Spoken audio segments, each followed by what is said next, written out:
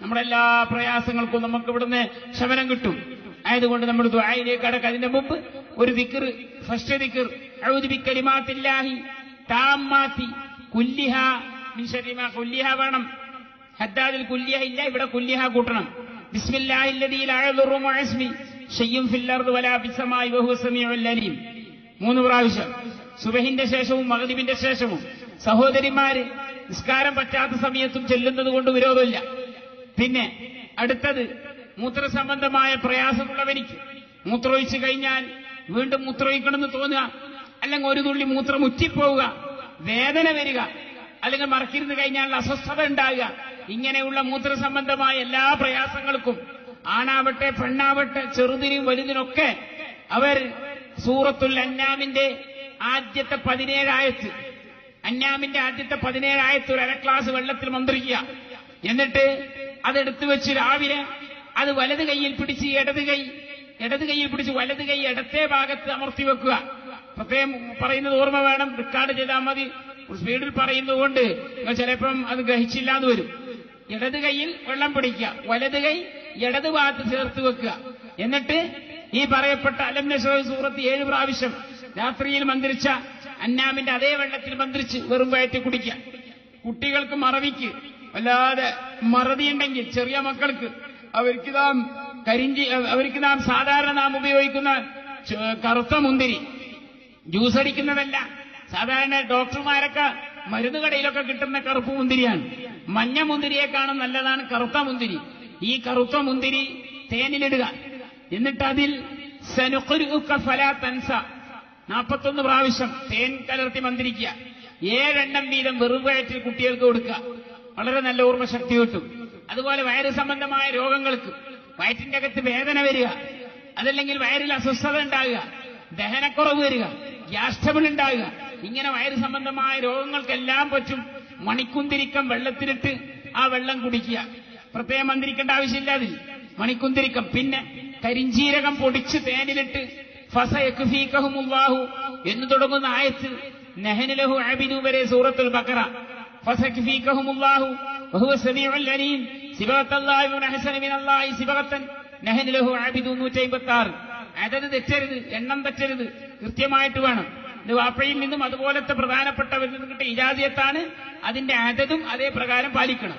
ഇത് രാത്രിയിൽ മന്ത്രിച്ച് 1 സ്പൂണ് കഴിക്കുക, പ്രത്യേകം ഓർമ്മ വേണം. അതുപോലെ കുറച്ച് വലിയ മുത്തല്ലിമീങ്ങളോ അല്ലെങ്കിൽ +2 +1 ഒക്കെ കുട്ടികൾ, അത്രയും കുറച്ച് പ്രായമുള്ളവര്, അവർ പ്രധാനമായിട്ട് ചെല്ലാൻ എല്ലാ സമയത്തും അല്ലാഹുമ്മ അസ്അലുക ഇൽമൻ ലാ യുൻസാഹ്.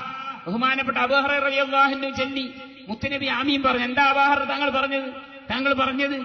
എനിക്ക് മറതി വല്ലാതുണ്ട് നബിയെ, മറവില്ലാത്ത ഹൃദയം. ഞാൻ അങ്ങനെ ആവട്ടെ, ആമീൻ തങ്ങൾ പറഞ്ഞു. അങ്ങനെ പറഞ്ഞത് കാരണം മുത്തുനബി തങ്ങളുമായിട്ട് വളരെ അടുത്ത ബന്ധമുള്ള സഹാബത്ത് പറഞ്ഞതിനേക്കാളും കൂടുതൽ ഹദീസ് അബൂ ഹുറൈറ റിവായത്ത് ചെയ്തു. എന്താ കാരണം? മറവിയില്ലാത്ത ഹൃദയമുണ്ടായി. ആയതുകൊണ്ട് എന്റെ യുവ കുട്ടികൾ അത് പ്രത്യേകം ചെല്ലാൻ ശ്രമിക്കുക. അതുപോലെ ഇബാദത്തിലുള്ള മടി മാറിക്കിട്ടാൻ, ഇബാദത്ത് ചെയ്യണമെന്നുണ്ട്, പക്ഷെ മടി വരികയാണ്, കസിലുണ്ടാവുകയാണ്, വേണ്ടത്ര ഉത്സാഹം കിട്ടുന്നില്ലെങ്കിൽ യാ ഹയ്യ് യാ ഖയ്യൂം യാ ബദിഉസ് സമാവാതി വൽ അർദ് യാ ദൽ ജലാലി വൽ ഇക്റാം അഹ്യ ഖൽബി ബിനൂരി മഅരിഫതിക യാ അല്ലാഹ് യാ അല്ലാഹ് യാ അല്ലാഹ്. ഈ ദിക്ർ 41 പ്രാവശ്യം ചൊല്ലുക. സുബഹിന്റെ ശേഷം, അസ്റിന്റെ ശേഷം, മഗ്രിബിന്റെ മുമ്പായിട്ട്. അതാണ് അതിന്റെ വക്ത്. പ്രത്യേകം ഓർമ്മ വേണം. അതുപോലെ മാറാതെ തലവേദന ഉള്ളവർക്ക് പ്രത്യേകം മുജറബാത്തിലൊക്കെ പറഞ്ഞതാണ്, പരീക്ഷിച്ചു നോക്കാം. ഒരുപാട് ഡോക്ടർമാരെ കാണിച്ചു, പെരുത്ത് മരുന്ന് കഴിച്ചു, എന്നിട്ടും മാറ്റമില്ലാത്തവർക്ക് പുതിയ ഇരുമ്പിന്റെ ആണിയിൽ ഇതിനെ മുജറബാത്തിൽ പറയുന്ന അക്ഷരങ്ങൾ 70 പ്രാവശ്യം പറയുക. എന്നിട്ട് ഈ ആണിന്റെ അകത്തേക്ക് ഊതുക. എന്നിട്ട് ഒരാണി എടുത്ത് 7 പ്രാവശ്യം നെറ്റിയിൽ വെറുതെ വരക്കുക.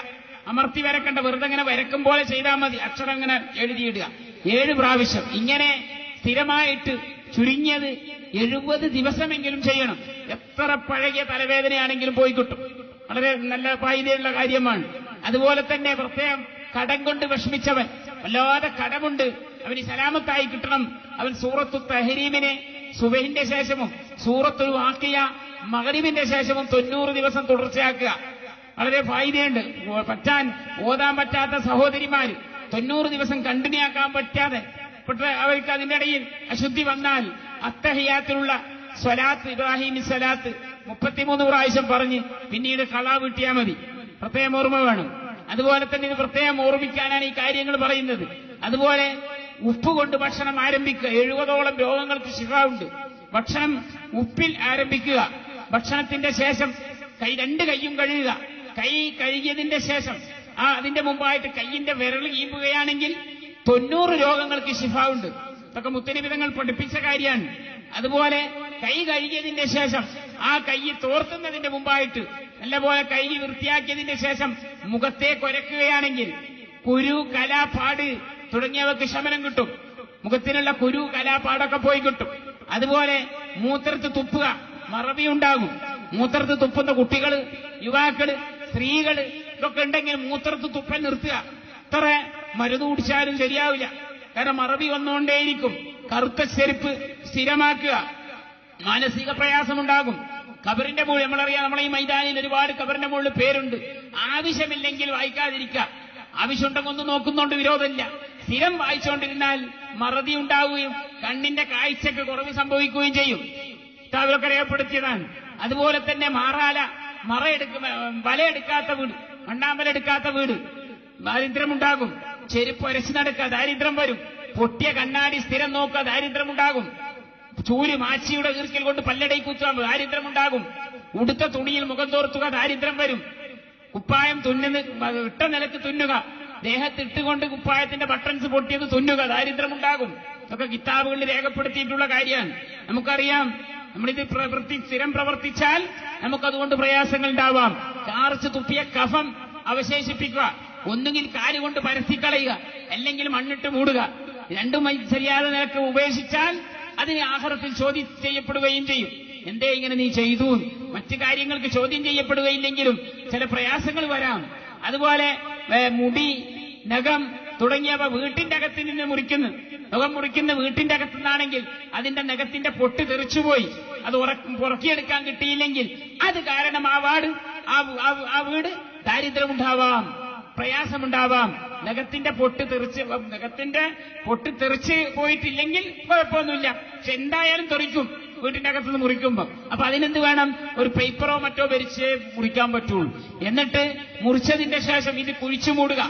തലമുടിയായാലും ഇപ്പൊ പ്രത്യേകം കുഴിച്ചു മൂടുകയല്ലാതെ ഇതിനെ വെള്ളത്തിലിട്ട് ഒഴുക്കുകയോ അല്ലെങ്കിൽ എവിടെയെങ്കിലും കൊണ്ട് കളയുകയോ കത്തിച്ചു കളയുകയോ വേസ്റ്റ് കളയുന്നിടത്ത് കളയുകയോ ഒന്നും ചെയ്യരുത്. മുടിയായാലും നഖമായാലും അങ്ങനെ തന്നെ. ഇപ്പൊ ഉദാഹരണം നിങ്ങളങ്ങനെ ചെയ്യുന്നു എന്നല്ല, ചിലപ്പോ അങ്ങനെ ഉണ്ടായെങ്കിൽ അത് മാറ്റി നമ്മൾ ബാത്റൂമിൽ നിന്നാണ് നഖം വെട്ടുന്നു, അല്ലെങ്കിൽ തലമുടി ശരിയാക്കുന്നു, അല്ലെങ്കിൽ കക്ഷം വൃത്തിയാക്കുന്നു, അല്ലെങ്കിൽ ഗുഹ്യം വൃത്തിയാക്കുന്നു. ഇതൊക്കെ എളുപ്പത്തിന് വേണ്ടി നാം എന്ത് ചെയ്യും? ക്ലോസറ്റിലിട്ട് വെള്ളമൊഴിക്കും. അതും പറ്റുകയില്ല. ക്ലോസറ്റിലിട്ട് വെള്ളമൊഴിക്കാതെ ഇതിനെ ഒരു കുഴി കുഴിച്ചിട്ട് മൂടുക. ഞാൻ ചുരുക്കി പറയാൻ പോകുന്നു.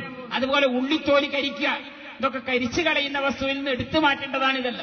ഇങ്ങനെ ഒരുപാട് കാര്യങ്ങൾ. ഇതിൽ ഖുർആൻ ഓതാത്ത വീട് ബർക്കത്ത് കുറയും. നിസ്കാരം കളാക്കുന്ന വീട് ബർക്കത്ത് കുറയും. അതുപോലെ പെരുത്ത് കാര്യങ്ങളുണ്ട്. ഭാര്യാഭർത്താക്കൾ തമ്മിൽ ഷണ്ട ഉണ്ടാകും. ഏത് കാര്യം അവരുടെ മനി ഒരു വസ്ത്രത്തിൽ കൂടിച്ചേർന്നാൽ വേണ്ടത്ര സ്നേഹം വർദ്ധിക്കുകയില്ല. ഇതൊക്കെ പ്രത്യേകം ബഹുമാനപ്പെട്ട അലി ബിൻ അബി താലിബ് തങ്ങളൊക്കെ ചരിത്രം എടുത്ത് വായിച്ചാൽ കാണും. ഒരുപാട് കാര്യങ്ങൾ അതിൽ രേഖപ്പെടുത്തിയിട്ടുണ്ട്. അപ്പൊ നമുക്ക് ജീവിതത്തിൽ പ്രാവർത്തികമാക്കേണ്ട കാര്യങ്ങളാണ് ഈ പറഞ്ഞത്. അപ്പൊ ദുആന്റെ മജ്ലിസ്, ഹദ്ദാദ്, മൗലൂദ്, ഖുതുബിയത്ത്, റാത്തീബ് ഏത് ചെല്ലിയാലും അത് ചെല്ലുമ്പം ഒരു പാത്രത്തിൽ അരിയും ഉപ്പും വെച്ച് ദുആ ചെയ്യുക വീട്ടിന്റെ അകത്ത്. അതിന്റെ ശേഷം അത് നമ്മൾ ഉപയോഗിക്കുന്നതിലേക്ക് കലർത്തുക. വലിയ ബർക്കത്താണ്. അതുപോലെ സഹോദരിമാർക്ക് ലാ ഇലാഹ ഇല്ലാ അൻത സുബ്ഹാനക ഇന്നി കുന്തു മിനൽ ളാലിമീൻ ദിക്ർ. ഗർഭിണിയാണെങ്കിൽ അവളെ ഫസ്റ്റ് മുതൽ ചൊല്ലി അവളെ പ്രസവവേദന കിട്ടുന്നവരെ ചെല്ലുക. ജസ്സമാശക്കത്ത് സൂറത്ത് ഓതുക. പ്രസവത്തിന് ഒരു ബുദ്ധിമുട്ടുണ്ടാകുകയില്ല. ഇത് അവളെ വയറിന്റെ മുകളിൽ വെച്ച് ഓതുകയാണെങ്കിൽ എടുത്തു മഹാന്മാർ പറഞ്ഞതാണ്. ഈ പറയപ്പെട്ട എല്ലാ കാര്യങ്ങളും ഇനിയും ഒരു അനവധി കാര്യങ്ങളുണ്ട്. സമയക്കുറവാണ്.